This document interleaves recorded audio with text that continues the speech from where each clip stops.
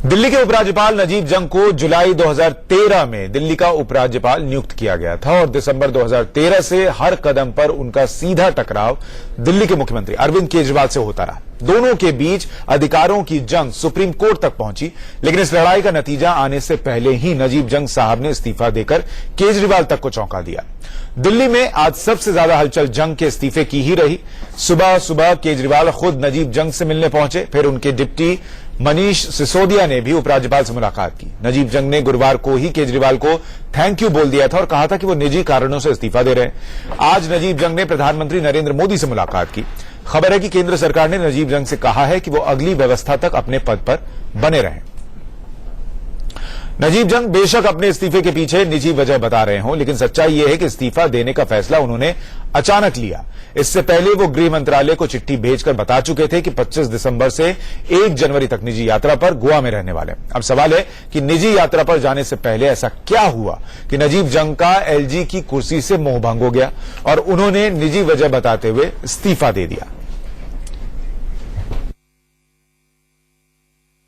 LG साहब का इस्तीफा है, ये उनका मामला है। इसमें सरकार का, विशेषकर केंद्र सरकार का कोई रोल हो ही नहीं सकता। अगर होता तो आज से 3 साल पहले होता, 2 साल पहले होता, जब सरकार बनी तभी हो जाता। इसलिए बेकार की अटकलें लगाना कि केंद्र सरकार से या और कोई बातों से, बेकार की बकवास है। बस उनसे मैं मिलने के लिए आया था और सर एक वजह बताई उन्होंने, वो पर्सनल कारण है उनके। सर 1 घंटे तक आप लोगों की मुलाकात हुई, क्या उन्होंने नाश्ते पे बुलाया था। हम लोग ये जानना चाहते हैं कि क्या डील केजरीवाल और नरेंद्र मोदी जी के बीच में आपस में हुई है जिसकी वजह से इनको हटाने का दबाव इनके ऊपर डाला गया। साथ साथ क्या भारतीय जनता पार्टी अपने किसी पिट्ठू को यहां पर लेकर के आना चाहती है, आरएसएस के कहने पे किसी को लेकर के आना चाहती है? और अगर ऐसा है तो हम केंद्र सरकार की उस कार्रवाई पे पूरा पुरजोर विरोध करेंगे। पिछले लगभग 2 साल का सफर उनके साथ रहा है, उससे पहले भी 1 साल और 1.5 साल रहा था। उस दौरान तो उन्होंने बताया कि मैं करीब 1 साल से सोचता था रिजाइन करने के लिए और मैं चाह रहा था कि आगे पढ़ाई पढ़ाऊं, तो ऐसा उन्होंने कहा है। तो इस्तीफे की वजह साफ नहीं है, लेकिन कांग्रेस पार्टी बीजेपी और आम आदमी पार्टी के बीच डील होने की बात कह रही है। आम आदमी पार्टी के कुछ नेता सधा हुआ रिएक्शन दे रहे हैं, लेकिन आम आदमी पार्टी की नेता स्वाति मालीवाल जो है वो इसे बहुत बड़ी खुशी बता रही हैं। तो दरअसल हुआ क्या, इसको समझने की कोशिश करेंगे और क्या दिल्ली की राजनीति इससे बदल जाएगी, इस पर भी बात करेंगे। हमारे साथ कुछ खास मेहमान जुड़ रहे हैं। हमारे साथ विजेंद्र गुप्ता हैं, लीडर ऑफ ऑपोजिशन है दिल्ली में, बीजेपी के नेता हैं। आलोक शर्मा हमारे साथ कांग्रेस के प्रवक्ता हैं स्टूडियो में। सोमनाथ भारती हमारे साथ आम आदमी पार्टी के प्रवक्ता इस वक्त जुड़ रहे हैं और प्रदीप सिंह वरिष्ठ पत्रकार हमारे साथ इस वक्त स्टूडियो में। आप सभी का बहुत स्वागत है। विजेंद्र जी, आपके पास आऊं उससे पहले मैं दर्शकों को ये चिट्ठी दिखाना चाहता हूं। ये वो चिट्ठी है जो नजीब जंग साहब ने गृह मंत्रालय को लिखी थी और इसमें लिखा क्या है वो मैं जरा आपको पढ़ के बता दूं। उन्होंने लिखा कि I'll be undertaking a private visit to Goa from 25th December 2016 to 1st of January 2017, यानी एक निजी दौरे पर मैं गोवा जा रहा हूं। उन्होंने लिखा कि मैं 25 तारीख को दिन में दिल्ली से निकलूंगा और 1 तारीख की शाम, जो कि रविवार है, तब तक वापस आ जाऊंगा और चीफ सेक्रेटरी जो है वो जो इंपॉर्टेंट काम होंगे, जो मुख्य काम होंगे, उसके लिए लगातार मेरे संपर्क में रहेंगे। विजेंद्र जी, सवाल यह है कि एक आदमी जो 25 तारीख से छुट्टी पर जाने वाला था वो अचानक इस्तीफा देकर कैसे जा रहा है, ये बड़ा सवाल है और आपकी सरकार के साथ क्या हुआ ये सब लोग जानना चाहते हैं। देखिए, मैं एक बात आपको स्पष्ट कर दूं कि जब नजीब जंग साहब खुद कह रहे हैं कि मैंने अपने पर्सनल कारणों से इस्तीफा दिया है और आज तो केजरीवाल जी भी कह रहे हैं कि उन्होंने पर्सनल कारणों से इस्तीफा दिया है, तो फिर इसमें विवाद क्या है? पर सर, पर्सनल कारण इस चिट्ठी को भेजते वक्त नहीं थे क्या? जो आदमी छुट्टी पर जाने वाला था वो पर्सनल कारण अचानक से इतने बड़े कैसे हो गए कि वो इस्तीफा दे दें? आप छुट्टी को भी तो पॉजिटिविटी के साथ ले सकते हैं कि पहले वो छुट्टी पर जा रहे थे, उनकी मनोस्थिति ये थी कि भाई अब मुझे अपने को इससे अलग कर लेना चाहिए। ठीक है, तो हो सकता है इसलिए पहले छुट्टी पर जा रहे हो, फिर बाद में लगा कि छुट्टी पर क्या जाना, मैं इस्तीफा ही दे देता हूँ। वाह, छुट्टी पर क्या जाना, मुझे नहीं इस्तीफा लगता ही। इसमें कोई सर, ये पहली तो वाला गजब विषय बात है, आप कर रहे हैं क्योंकि- कि छुट्टी पर क्या जाना, चलो इस्तीफा ही दे देता हूं। ये तो आज तक किसी ने नौकरी में नहीं किया होगा। हम भी ऐसा नहीं सोचते इस्तीफा कहीं देना हो कि चलो छुट्टी पर चलते हैं और फिर अचानक मूड है कि छोड़ो यार, नौकरी छोड़ देते हैं। हाँ नहीं, ऐसा होता है, कई बार लोग छुट्टी पर जाते हैं, फिर छुट्टी के बीच छुट्टी में पर जाते हैं और नौकरी फिर छोड़ भले देते लौट के कर दे, लेकिन कितनी बार छुट्टी पर लोग जाना छुट्टी छोड़ पर के चले और जाते हैं। परमानेंट छुट्टी ले ले, ये नहीं होता सर। नहीं, ऐसा देखिए, एक मिनट, आप बात को थोड़ा मैं जिस भावना से कहना चाह रहा हूं उसको समझने की कोशिश कीजिए। एक तो 2-3 बातें बड़ी साफ है कि ये सबके लिए बड़ा सरप्राइजिंग है, क्योंकि मैं उनसे उस दिन मिला था और हमारी जो मीटिंग हुई थी उनके साथ, वो उसमें हम एक डेलीगेशन के रूप में वहां गए थे। हमने जो डिलिमिटेशन का इशू है दिल्ली म्युनिसिपल कॉर्पोरेशन के वार्ड्स का, उसको रेज किया था और कहा था कि पिछले 1 महीने से यूडी मिनिस्टर आप मिले तो वो परेशान दिख रहे थे क्या? फाइल रुकी हुई है, इलेक्शन सिर पर है। हाँ, उन्होंने ये बात तो जरूर कही कि मैं एग्री करता हूं ये डिले हो रहा है। इलेक्शन कमिश्नर को भी बुलाया गया, उनसे भी रिपोर्ट मांगी गई। तो ये तो निश्चित है कि उन्होंने हमारे उठाए हुए ऑब्जेक्शन पर अपनी सहमति दर्ज की और कहा कि दिल्ली में सरकार समझने को तैयार नहीं है। बार बार चाहे हाई कोर्ट से भी फैसले आ रहे, ये उनका बॉडी लैंग्वेज माइंडसेट तो था, लेकिन ऐसा कहीं नहीं दिख रहा था कि तो आपके हिसाब से, इससे पहले मैं सोमनाथ भारती साहब के पास जाऊं, आपके हिसाब से आप ये कह रहे हैं कि वो दिल्ली सरकार से जो लगातार उनका टकराव था उससे आजिज आ चुके थे? नहीं, मैं नहीं समझता कि इसलिए उन्होंने इस्तीफा दिया होगा। मैं तो उस दिन का घटना चक्र बता रहा हूं आपको। ठीक है, सोमनाथ भारती साहब, के बाद उन्होंने सोमनाथ मुझे भारती ये साहब, बताया आप अगर बता कि मैं सकें आम आदमी अगले पार्टी को हफ्ते क्या यहाँ लग रहा है, क्यों इस्तीफा हुआ है?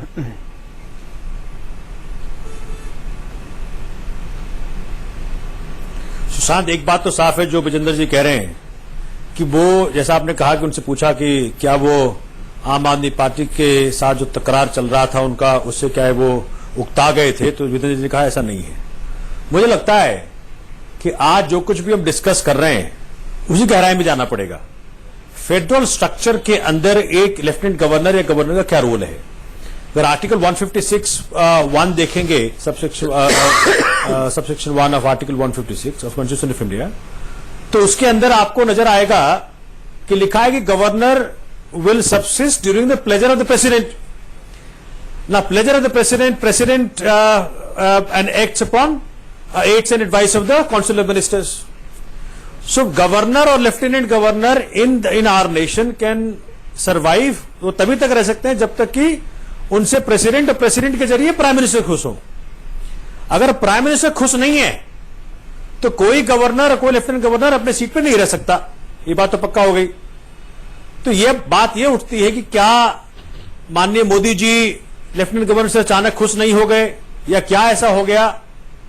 फेडरल स्ट्रक्चर को जो चोट पहुंची है मोदी जी के शासनकाल में कि स्टेट्स को, जहां नॉन बीजेपी स्टेट्स हैं, वहां गवर्नर्स या लेफ्टिनेंट गवर्नर्स के ऑफिस को लेकर के जिस तरह से सोमनाथ जी, मैं आपसे चल रहा है और जिस तरह से इस्तीफे की सरकारों को इसलिए तंग किया जाता है, साफ वो जानना चाह रहा था क्योंकि आपके ही पार्टी के नेता हैं। उस पे आ रहा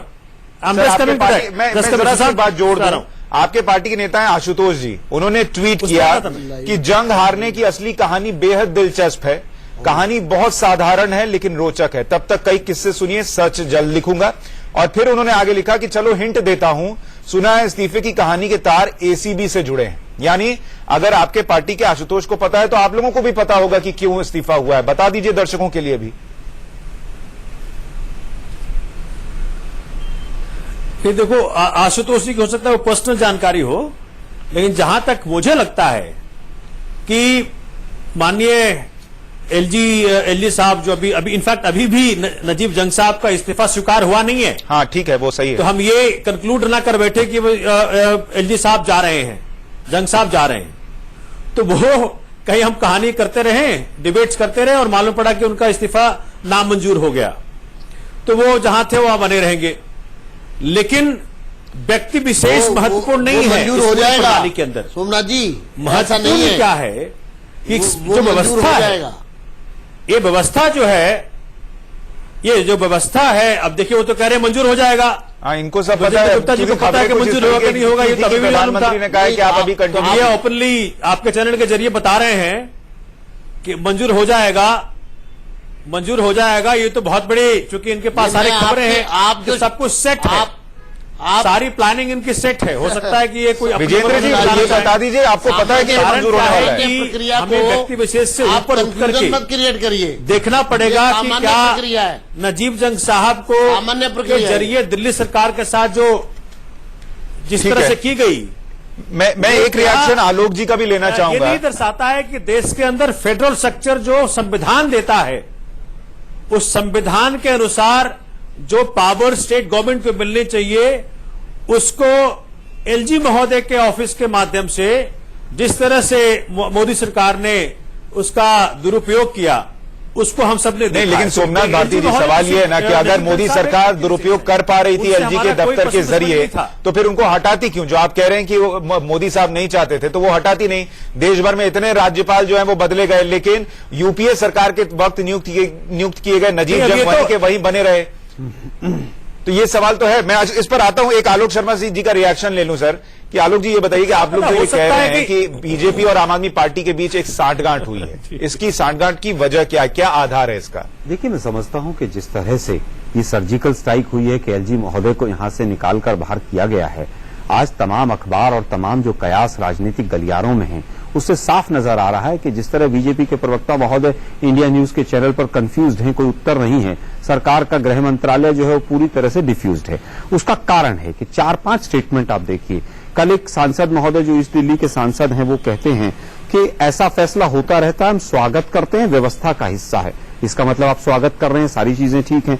दूसरे सांसद महोदय जो दिल्ली से हैं बीजेपी के, उन्होंने कहा he acted like a politician, he was failed, he has done nothing for the Delhi, और एक असफल एलजी थे।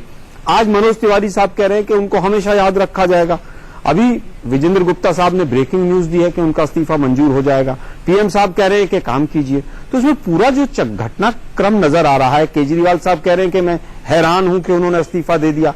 अरे भाई, आप लोगों को सब कुछ पता है।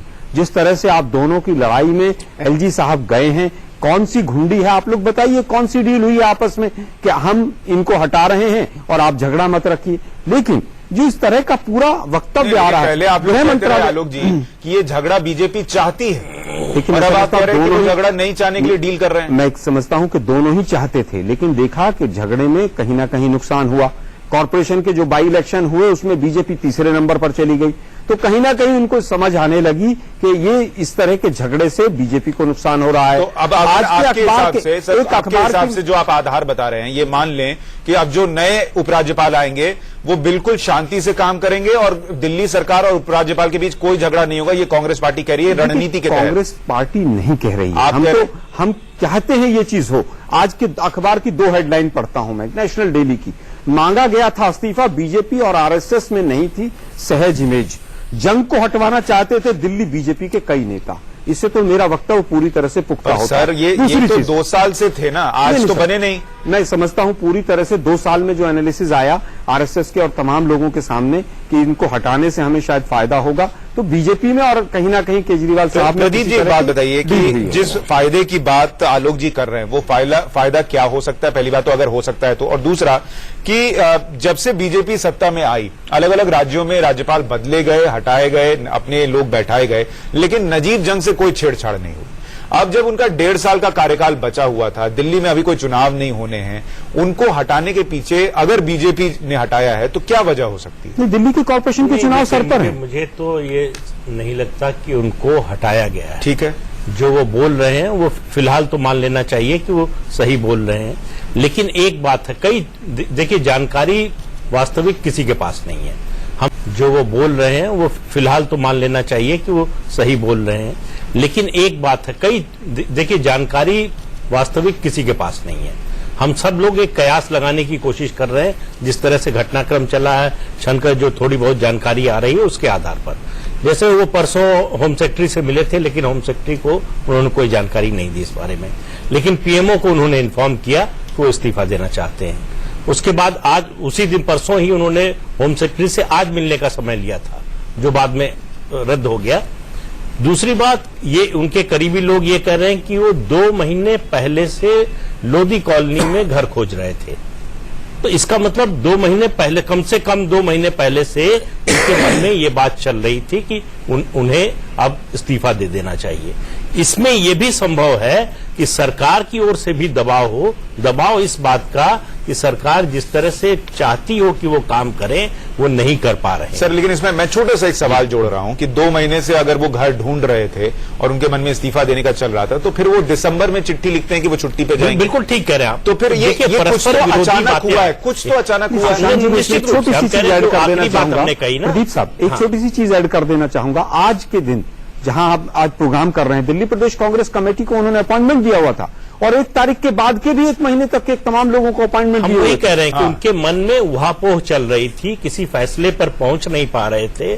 कल परसों शायद वो किसी फैसले पर पहुंच गए, लेकिन इतना निश्चित है कि उनको ये आशंका थी उनके करीबी लोगों के मुताबिक कि उन्हें हटाया जा सकता है। क्या सरकार उन्हें हटाने पर विचार कर रही है, ये वो जानना चाहते थे। तो उनको क्या जानकारी मिली, किस बात का? कुछ लोगों का यह भी कहना है कि सुप्रीम कोर्ट का फैसला आने वाला है एलजी और राज्य सरकार के अधिकारों के बारे में। अगर वो फैसला एलजी के खिलाफ जाता है तो ऐसे में उनके लिए एक लॉस ऑफ फेस होगा।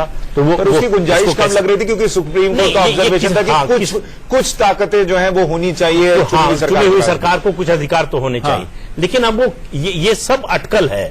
बात यह है कि उनको कोई बात ऐसी लगी, वो उनके मन में इस्तीफे की या छोड़ने की बात चल रही थी और अचानक कुछ ऐसा हुआ है जिसकी वजह से उन्होंने तय किया। विजेंद्र जी, ये बार बार आपके पास या बीजेपी के पास घूम फिर के सवाल इसलिए पहुंचता है क्योंकि अगर उपराज्यपाल आम आदमी पार्टी के बोलने या उनके व्यवहार से आहत होने से इस्तीफा देने वाले होते तो शायद पहले दे दिए होते। बीजेपी के साथ क्या हुआ? क्या आप लोग उन्हें हटाना चाह रहे थे? किसी और नाम पे चर्चा चल रही थी? क्योंकि जैसे अभी आप यहां बैठ के कह रहे हैं कि उनका इस्तीफा मंजूर हो जाएगा, ये लग रहा है, तो ये बातें कहीं ना कहीं इस तरफ इशारा करने लगती हैं कि क्या बीजेपी खुद नजीब जंग को हटाना चाह रही थी? देखिए, मैं आपको एक बात बड़ी स्पष्ट कर दूं सुशांत, कि नजीब जंग साहब को अगर भारतीय जनता पार्टी की सरकार को हटाना था तो 26 मई 2014 को भाजपा की सरकार बनी थी और 28 मई को ही नजीब जंग साहब ने ये पेशकश की थी कि मैं कांग्रेस ने मुझे अपॉइंट किया था, इसलिए मुझे लगता है कि मुझे आप कंटिन्यू नहीं करना चाहेंगे। लेकिन भारत सरकार ने यही कहा था कि चूंकि आपका टर्म अभी चल रहा है तो हम इसलिए आपको हटाएं, किसी भी गवर्नर को इसलिए हटाएं, तो हमको ये ठीक नहीं लगता। इसलिए आप अच्छा काम कर रहे हैं, आप अपना काम करिए। तो पहली बात तो ये है कि कभी नजीब जंग साहब, तो कई लोग जिनका टर्म पूरा नहीं हुआ हटाया गया सर, तमाम गवर्नर्स को आपने हटाया देश भर में। यहाँ पर एक चीज करने वाली है कि मुझे लग रहा है अभी तक शायद नजीब जंग साहब मोहरा बन रहे थे, अभी उन्होंने शायद उन्होंने मोहरा बनने से मना कर दिया। मोदी साहब आते के साथ ही हटाए थे, जब अभी कह रहे कि वो आपका टर्म रह गया इसलिए आप रह जाइए। देखिए, मुझे लगता है इससे बड़ा भद्दा मजाक नहीं हो सकता। आज संविधान की धज्जियां उड़ाने वाली पार्टी के नेता कह रहे हैं कि जी चूंकि टर्म रह गया है इसलिए रह जाइए। सोना जी, एक बार विजेंद्र जी का जवाब सुन लेते हैं, फिर मैं आपके पास आता हूं। कोई सीमा भी होती है, क्योंकि एक बार विजेंद्र जी का जवाब पूरा हो जाने दीजिए। विजेंद्र जी, इस तरह से आज उन्होंने यहाँ पे कंफर्म किया आप, चूंकि ये तो माननीय राष्ट्रपति बताएंगे कि भाई उनका इस्तीफा मंजूर होना चाहिए। बाकी लोग बोल रहे थे, मैं बीच में नहीं बोला, लेकिन विजेंद्र जी आज कह रहे हैं कि इस्तीफा मंजूर हो जाएगा। बाकी लोग बोल रहे थे, उनको बात पूरी कर लेने दीजिए। मुझे जवाब मुझसे सवाल कर रहे हैं। तैयारी में है, पूरी तैयारी में है भाजपा। विजेंद्र जी, बात याद है कि जिस तरह का फेवर्स सुशांत जी, मुझे लगता है एलजी साहब से सोमनाथ जी को ना तो लिया है उनके शासनकाल में, ना ही इनको कुछ पता है। तो आज सोच रहे हैं और ये सिर्फ यहाँ पर आरोप प्रत्यारोप करने के लिए यहाँ पर उपस्थित है। मुझे समझ में नहीं आ रहा कि दूसरे को बोलने क्यों नहीं दिया जा रहा है। बोलिए बोलिए, आप बात पूरी कीजिए। आपको मालूम है कि भाई इस्तीफा मंजूर हो जाएगा, भाई आप कह रहे हैं इस्तीफा मंजूर हो जाएगा, तो मुझे मालूम है, हम में से किसी को पता नहीं है। तो आप जिस तरह की खबरें दे रहे हैं, जो मुझे मालूम है इंडिया न्यूज के जरिए, तो नेचुरल सी बात है कि हम उसकी अटकलें तो लगाएंगे। तो भाई आपको अगर पता है तभी तो बता रहे हो।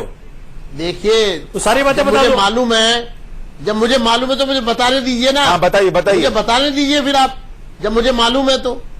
हाँ, तो बताने दीजिए, आप सुनिए आप।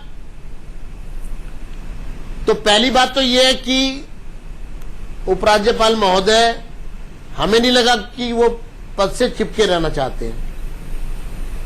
और अभी जैसा प्रदीप सिंह जी ने भी कहा कि वो घर ढूंढ रहे थे, तो उनके जहन में कहीं ना कहीं ये था कि मैं 3 साल हो गए हैं, मुझे काफी लंबा टेन्योर हो गया है। और ये बात तो निश्चित जो है, मैं माफी चाहूंगा, आपकी बातें सुन के मुझे हंसी आ जा रही है। लगातार पहले आपने कहा कि उनको लगा कि मैं तंग आ गया हूं, छुट्टी लेने से अच्छा इस्तीफा दे देता हूं। अब आप उनको लगा 3 साल हो गया है तो खत्म ही करो इस बात को। ऐसा कौन सा प्रशासनिक अधिकारी इतने साल तक काम करने के बाद करता है सर, कि वो अचानक से बोले चलो छुट्टी ले लेता हूं या नौकरी छोड़ देता हूं। मैं इस पर एक छोटे से ब्रेक के बाद लौट रहा हूं सर, मुझे एक ब्रेक लेना होगा। लेकिन सवाल कायम है कि आखिर हुआ क्या कि नजीब जंग साहब ने इस्तीफे के बारे में सोच लिया। और ब्रेक के बाद जब लौटेंगे तो इस पर भी बात करेंगे कि क्या अगर वो पद छोड़ रहे हैं, जैसा विजेंद्र गुप्ता कह रहे हैं कि उनका इस्तीफा मंजूर होने जा रहा है, अगर इस्तीफा मंजूर हो जाता है और कोई नया एलजी नियुक्त होता है तो दिल्ली की सियासत बदलेगी।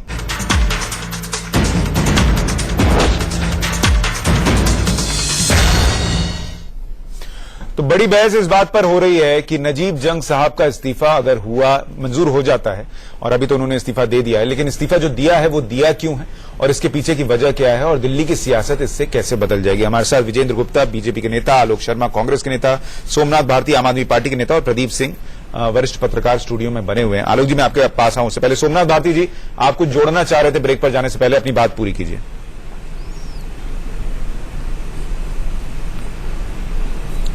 सुशांत जी, हिंदुस्तान टाइम्स का एक स्टेटमेंट है जो बड़ा इंटरेस्टिंग है, आई थिंक आपके दर्शकों को अच्छा लगेगा। उसमें लिखा है कि another source in the government confirmed saying that the LG was finding it increasingly difficult to live up to the NDA government's expectations in the national capital where BJP lost heavily to the Aam Aadmi Party in 2015 assembly elections. So question is कि ये अगर इस तरह की खबरें हैं कि LG महोदय एक बस तक, चूंकि अब तो कोर्ट्स भी उनसे हट रहा था। आज जिस तरह से ऑनरेबल कोर्ट ने डीसीडब्ल्यू के स्टाफ्स की सैलरी को रिलीज करने का आदेश दिया, तो अब लग रहा था ऑनरेबल एलजी महोदय को, हो सकता है, कयास है कि बहुत ज्यादा हो गया, मतलब इतना ज्यादा इंटरफेरेंस एलजी महोदय के जरिए मोदी जी करवा रहे थे। तो अब कोर्ट्स भी उनका साथ छोड़ रहा था। जिस तरह से ऑनरेबल सुप्रीम कोर्ट ने कहा कि भाई एक चोजन गवर्नमेंट के पास ताकत होनी चाहिए, उनके पास अपने राइट्स होने चाहिए। सुप्रीम कोर्ट ने कहा कि भाई एक चोजन गवर्नमेंट के पास ताकत होनी चाहिए, उनके पास अपने राइट्स होने चाहिए। तो हो सकता है एक ये कारण रहा हो कि एलजी महोदय को लग रहा हो बहुत बस हो गया, अब हमसे इतना ज्यादा नौकरी इस तरह की नहीं होगी। That could be one possibility.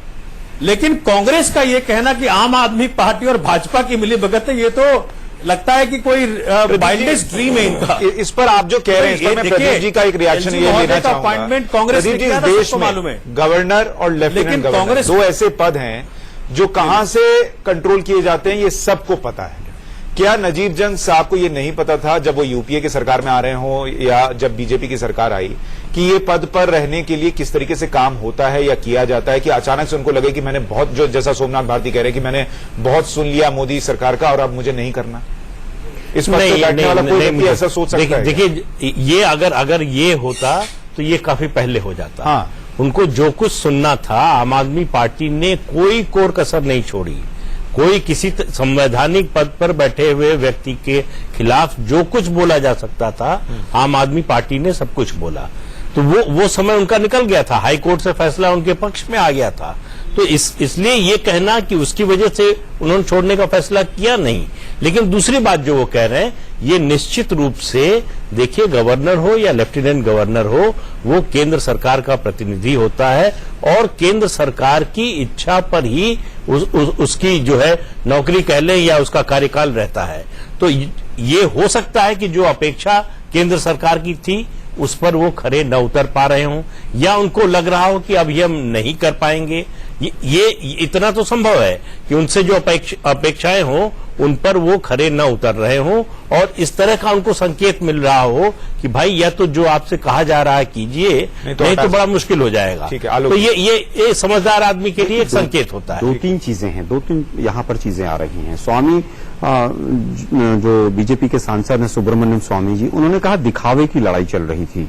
उसके बाद अभी एक बात आई कि कुछ ऐसा जरूर हुआ है कि जो गृह सचिव से मिलने के बाद उन्होंने तुरंत ऐसा फैसला लिया है। सुप्रीम कोर्ट की तल्ख टिप्पणी जो आई थी उसको मैं नहीं मानता, क्योंकि सुप्रीम कोर्ट 239A को नहीं बदल सकते, उस संसद की पावर है, उससे मुझे नहीं लगता कि कहीं प्रभाव हुआ है। कोई ना कोई एडमिनिस्ट्रेटिव ऐसी चीज जरूर आई है जिसमें कहीं ना कहीं पार्टी केजरीवाल और मोदी साहब की सरकार के बीच में डील हुई है कि इनको हटाया जाए। लेकिन दिक्कत यह है कि क्या जंग साहब चले जाएंगे, लेकिन क्या जंग भी चली जाएगी? जिस तरह से पिछले 2 साल से दिल्ली की जनता पिस रही है, कभी केजरीवाल साहब उनको अभद्र भाषा का टिप्पणी का इस्तेमाल करते हैं, कभी केंद्र सरकार की तरफ से बीजेपी के प्रवक्ताओं की तरफ से कुछ कहा जाता है। क्या जंग साहब के जाने से भी जंग चली जाएगी? ये बहुत बड़ा ये हमारा अगला सवाल यही था कि क्या जंग खत्म होगी। विजेंद्र गुप्ता साहब, चूंकि आपको काफी कुछ पता है और आपको ये भी पता है कि इस्तीफा मंजूर होने वाला है, तो शायद आपको ये भी पता होगा कि क्या अनिल बैजल जो है वो अगले उपराज्यपाल होने जा रहे हैं। जो कुछ भी अभी आलोक जी ने बोला है उस पर कमेंट करना चाह रहा था। जी सोमनाथ जी, जल्दी से कीजिए, फिर मैं विजेंद्र जी के पास जाऊंगा।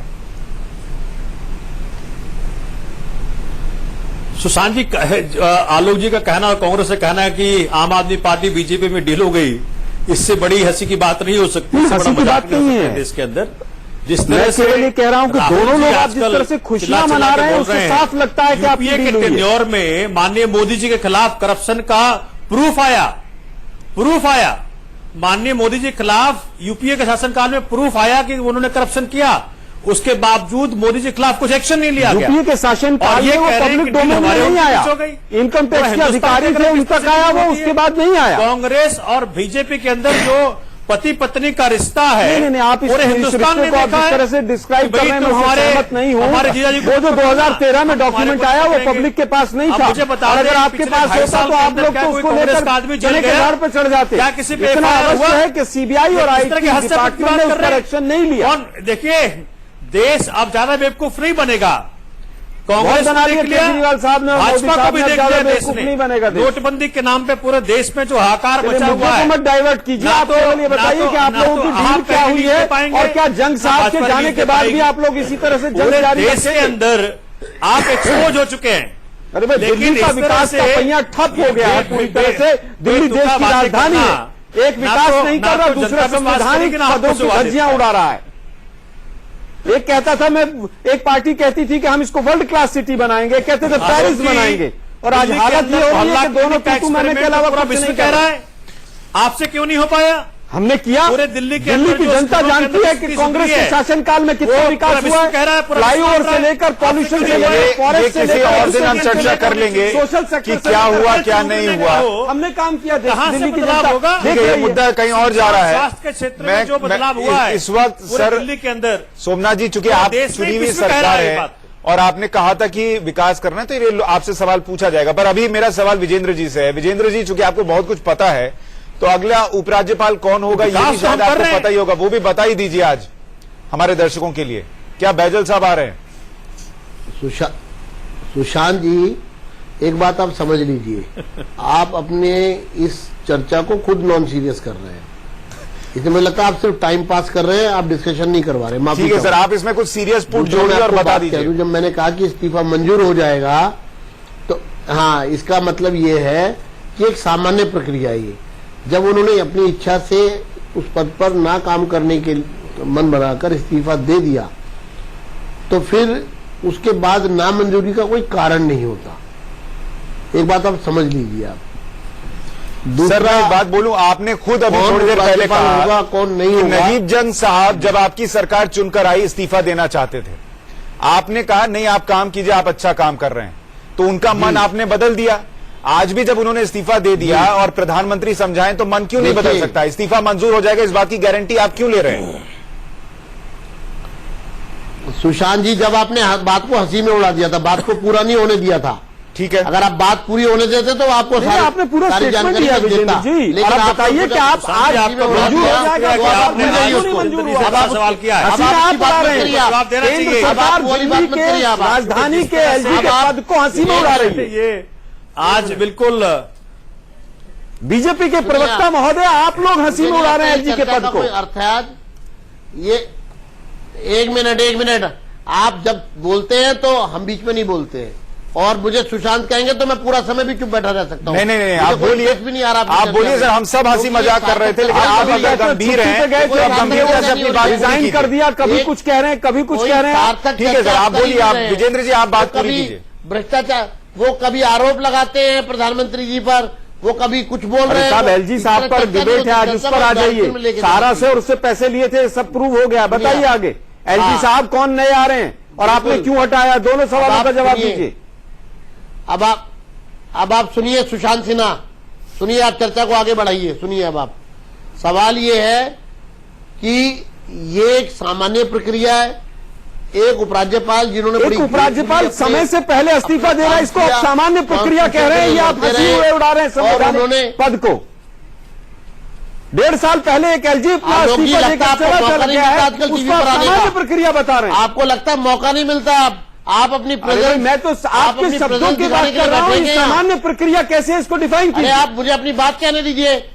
ठीक है, उनकी पूरी बात सुन लीजिए। सुशांत जी, मैं चाहूंगा मुझे उतना ही समय दिया जाए जितना आप पूरी बात कर लीजिए आवश्यक सर। समझे।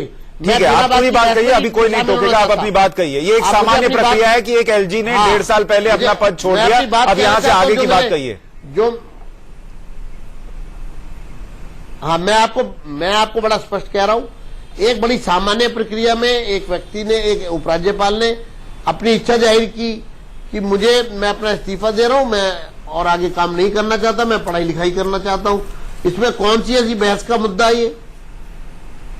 बहस का मुद्दा इसलिए है कि मैं खुद इंतजार कर रहा हूं कि वो बात पूरी कर जो लें। प्रदीप जी बोल रहे हैं, अगर, लेकिन यहां पर तो सारी राजनीति हो रही है सिर्फ, और टाइम पास किया जा रहा है, चर्चा थोड़ा आगे बढ़ाई जा रही है। कोई लॉजिकल बात करेंगे आप लोग तो अच्छा लगेगा। सर, लॉजिकल बात आपने अगर शुरू की होती तो वो होती। एक आदमी आप कह रहे हैं जो कि एलजी के पद पर बैठा हुआ है, नहीं, एक जिम्मेदार आदमी जो देश भर में अलग अलग पदों पर बहुत जिम्मेदारी से काम करता रहा, आप कह रहे हैं वो 1.5 साल पहले पद छोड़ रहा है सामान्य प्रक्रिया के तहत, और छुट्टी पर जाने से पहले उसने सोचा छुट्टी पर जाने से पहले मैं पद ही छोड़ देता हूं। ये आप मजाक कर रहे थे सर इस शो के साथ, और जो लोग देख रहे हैं उनके साथ। भाई ये मजाक है सर। आप ये चर्चा करवा रहे हैं? आप बिल्कुल सर, आप ये चर्चा करवा रहे हैं? मैं आपसे ये पूछ रहा हूं कि बताइए कि ये क्यों हुआ। जा रहा और रिजाइन कर, आप कह रहे हैं कि इस्तीफा मंजूर हो जाएगा और आप कह रहे हैं ये मजाक नहीं है। ये मनोस्थिति नहीं हो सकती। नहीं, ये बहस का मुद्दा इसलिए है विजेंद्र भाई, आप बड़े हैं, मैं बड़े विनम्रता से आपसे पूछना चाहता हूं। ये बहस का मुद्दा इसलिए है कि आपके सांसद इसका स्वागत कर रहे हैं। आपके सांसद कह रहे हैं साधारण प्रक्रिया, इसलिए बहस का मुद्दा है। में होना क्या अदरवाइज है? मुझे तो समझ में नहीं आ रहा आप किस तरह की चर्चा करवा रहे हैं। नहीं, मतलब चर्चा ही नहीं होनी चाहिए। 1.5 साल पहले देश की राजधानी का एलजी रिजाइन करके चला जाए और उस पर चर्चा नहीं होनी चाहिए। कमाल कर दिया आपने। भारतीय जनता पार्टी का अहंकार कहां पहुंच गया है? चर्चा आप कह रहे हैं कि लॉजिकल ही नहीं है ये। क्या चर्चा आप करवा रहे हैं? सवाल आप बता दीजिए। दोनों राजनीतिक पार्टियां यहाँ पर गैर जिम्मेदार बातें कर रहे हैं। कौन सी गैर जिम्मेदार बात हुई? आप बताइए ना कि 2 साल पहले तो आप कहते थे उस संविधान की प्रक्रिया में बहुत अच्छा काम कर रहे हैं, और आज अचानक ऐसा हो गया कि वो बिल्कुल बाहर चले गए। आपके सांसद कह रहे हैं पॉलिटिशियन। प्रदीप जी, ठीक है विजेंद्र जी, आप जो है हटाया नहीं है, आप जो कह रहे हैं जिसे सामान्य बात हटाया नहीं है। प्रदीप जी से भी पूछते हैं। प्रदीप जी ये बताइए कि ये जो पूरी प्रक्रिया हटाया नहीं है, क्या इसको एक तो किसी भी तरीके से सामान्य की कैटेगरी में लाया जा सकता है? एक ऐसा केंद्र शासित प्रदेश जहां इतना हंगामा एलजी और चुनी हुई सरकार को लेकर रहा हो, एक एलजी अचानक इस्तीफा दे दें, क्या ये सामान्य प्रक्रिया का हिस्सा है? नहीं, देखिए, ये तो सामान्य प्रक्रिया का हिस्सा नहीं हो सकता कि अपना कार्यकाल पूरा होने से पहले इस्तीफा दे दे और इस्तीफे का प्रकट तौर पर कोई वाजिब कारण ना नजर आ रहा हो। जरूर उनके सामने होगा, उनको पता होगा, लेकिन बाकी किसी को पता नहीं है कि वो अचानक ये इस्तीफा देने का उन्होंने फैसला क्यों किया।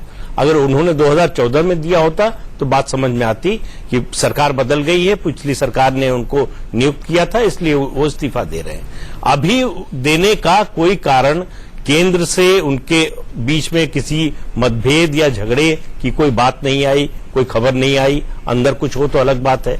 तो ऐसे में ये प्रश्न उठना स्वाभाविक है कि ऐसी क्या बात हुई, क्या वजह हो गई कि अचानक उन्होंने अपना पद छोड़ने का फैसला किया, और ये सवाल तो पूछा जाएगा। बिल्कुल। और एक शख्स को जब विजेंद्र जी खुद कह रहे हैं कि उन्होंने नई सरकार के आने पर इस्तीफे की पेशकश की थी, तब उनसे कहा गया कि आप इस्तीफा मत दीजिए, आप काम करते रहिए। तो क्या इस बार भी ये उम्मीद की गुंजाइश नहीं है कि प्रधानमंत्री अगर उनसे ये कहते हैं कि आप काम करते रहिए, आप अच्छा काम कर रहे हैं, तो वो अपना फैसला वापस ले सकते हैं, या ये मान लिया जाए कि वो इस्तीफा दे चुके तो अब वो इस्तीफा वापस हो ही नहीं सकता? मुझे नहीं लगता कि इस्तीफा वापस होगा, इसकी संभावना बहुत ही कम लगती है, क्योंकि उन्होंने इच्छा जाहिर करने के बाद औपचारिक रूप से राष्ट्रपति को इस्तीफा भेज दिया है। तो अगर उनको रोकना था या मनाया जाना था तो वो स्टेज निकल चुकी है। तो मुझे नहीं लगता कि उसके इस्तीफा भेजने के बाद औपचारिक रूप से अब उनसे कहा जाएगा कि नहीं, आप अपना इस्तीफा वापस ले लीजिए। तो इसलिए वो चैप्टर मुझे लगता है कि अब क्लोज हो जाएगा। बात होगी नए एलजी की कि दिल्ली का नया एलजी कौन होगा, लेकिन ये चर्चा निश्चित रूप से जारी रहेगी कि आखिर नजीब जंग ने बीच कार्यकाल में अपना पद क्यों छोड़ा। सोमनाथ भारती साहब, जो सवाल अगला सवाल जिसकी तरफ हम बढ़ना चाह रहे हैं कि क्या अब जो नए एलजी आएंगे उनके साथ आम आदमी पार्टी काम कर सकेगी और दिल्ली में स्थिति या जो राजनीति चल रही थी वो बदलेगी?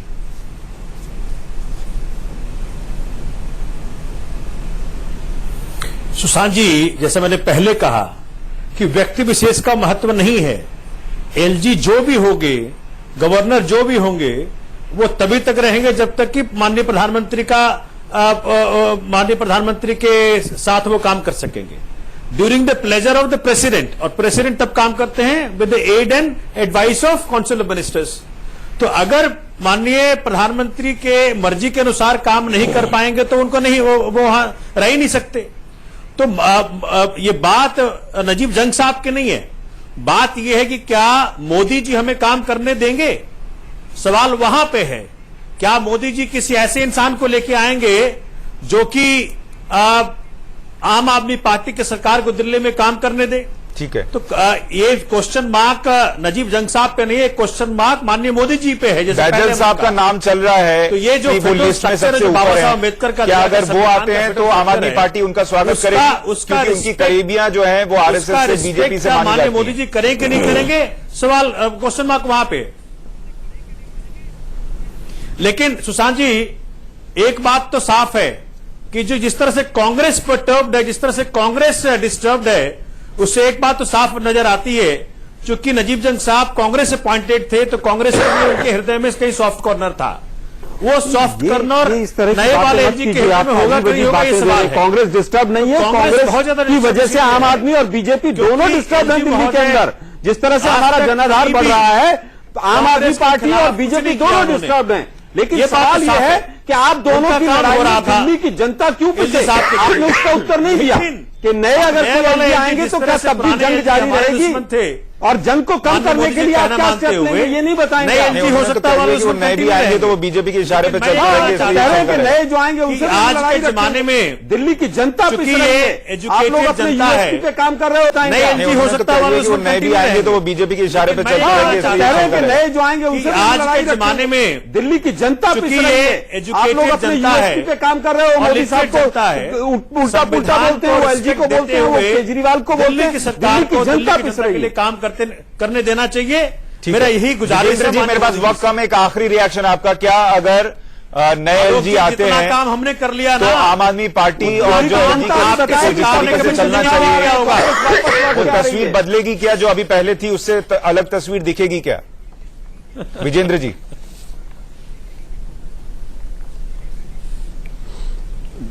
जी सुशांत जी, मैं ये पूछ रहा जी, मैं ये पूछ रहा हूं कि क्या नए एलजी के आने से दिल्ली में जो कुछ भी चल रहा था उसमें कोई बदलाव आएगा क्या? देखिए, अभी जिस तरह से आम आदमी पार्टी के प्रवक्ता बोल रहे हैं उससे तो साफ जाहिर है कि ये दिल्ली में स्थिति को सुधारना ही नहीं चाहते, इसको बेहतर ही नहीं करना चाहते।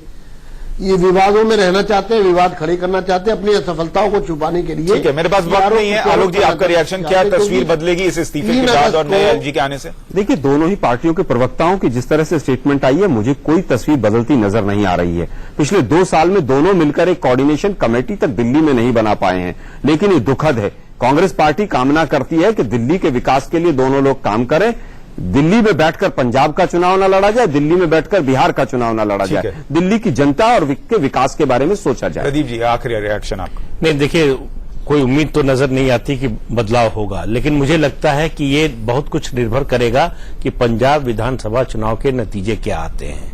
उससे तय होगा कि आगे आम आदमी पार्टी का रवैया किस तरह का होगा, और उसी से तय होगा कि नए एलजी के साथ आम आदमी पार्टी के किस तरह के संबंध होंगे। चलिए प्रदीप साहब, ये दुर्भाग्य है दिल्ली का कि पंजाब के नतीजे दिल्ली के विकास को तय करेंगे। यही है, दोनों पार्टियों को सोचना चाहिए कि दिल्ली को आप कहां लेकर जा रहे हैं।